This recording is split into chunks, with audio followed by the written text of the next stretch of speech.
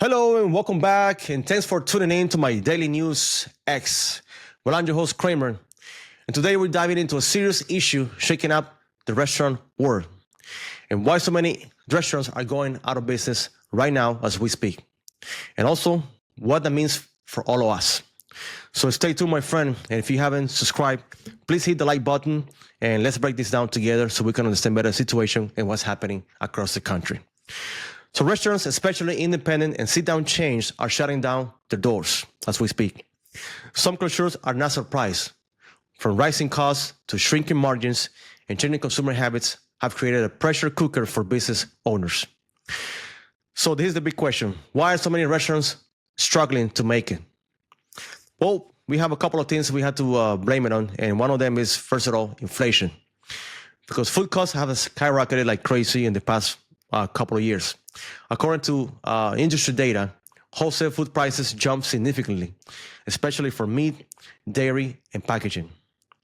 Then there's the labor.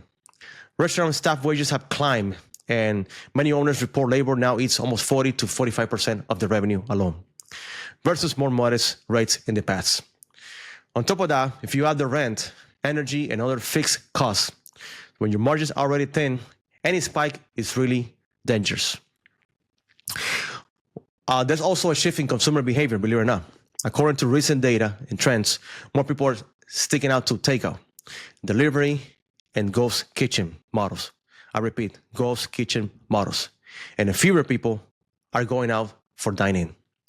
For many restaurant owners, rising prices to cover costs backfires on them. You hide them too high, and customers just stop coming to your business. Yes. Now, let's talk about what people are actually doing instead of dining out. Well, more people, believe it or not, are home cooking. A lot of people are going back to prepping meals at home. Not only is it cheaper, but after recent years, some rediscover how satisfying it is to sit down at home with the family and just eat some fresh food. You also have to think about takeout and delivery.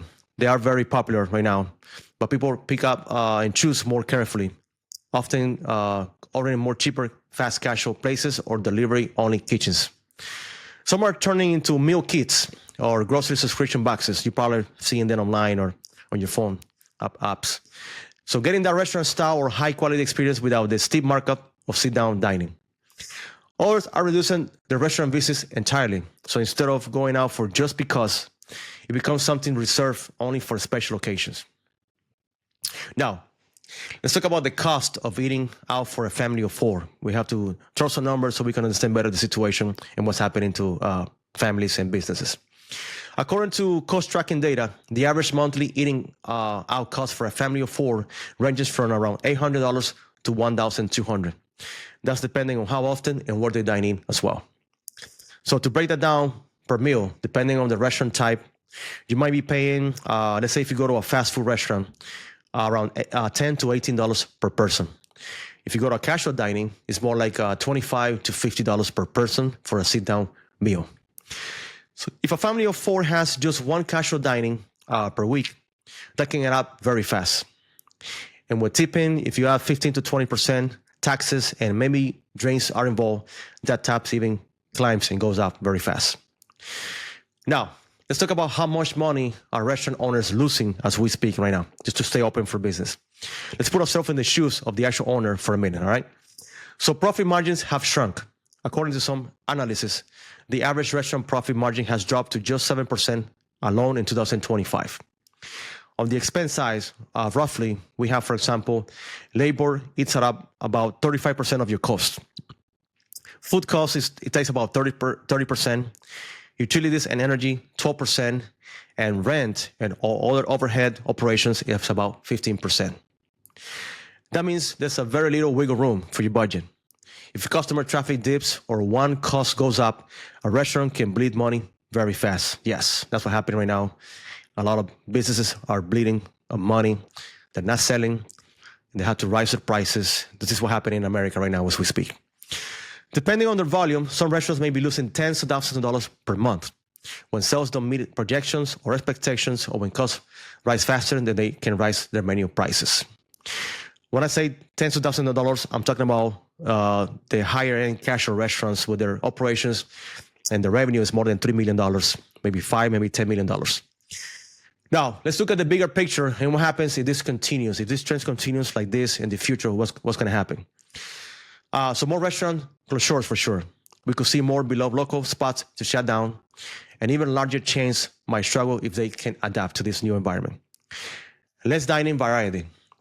If independent places go under, neighborhoods lose characters, and the dominant players become more homogeneous. Harder access to affordable dine-in. With higher overhead, restaurants might focus more on high-margin items, pushing prices even more high. Shift toward more and delivery ghost kitchens. The industry might lean even more into cost-effective models, but that's not the same as gathering in a cozy restaurant.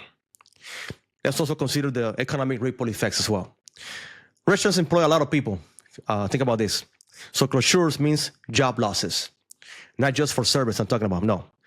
We're losing chefs, cleaners, suppliers, and even distributors as we speak. Also, we have a very big impact on the cultural change. Yes. Dining now, believe it or not, is a social ritual and trend. If people can't afford to go out as much, we might lose parts of that shared experience, especially if communities where restaurants are social hubs.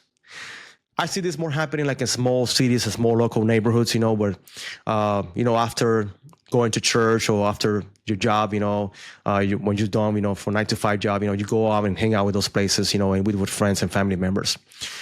So yeah, what can listeners do, especially if you can care about your supporting your favorite local spots right now? Number one thing you can do is be mindful. When you do go out, plan ahead.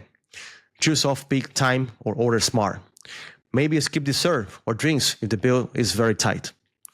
Support your local independently owned restaurants if you can. Even a small order, believe it or not, helps. Explore cheaper alternatives. Cook with friends. Try meal kits or even host potlucks.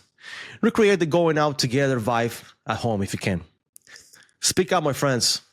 Let restaurant owners know what you love about their place, because believe it or not, customer feedback matters. And businesses listen when their communities show they care for the actual place.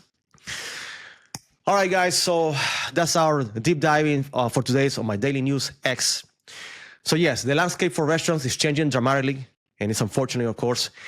And the more we understand it, the more we can make choices that matter, both for our wallets and for our communities. Thanks for listening. I'm your host, Kramer. I'll catch you the next time. And until then, stay curious, my friends. A little hungry if you can. Thank you for coming, and have yourself a great day.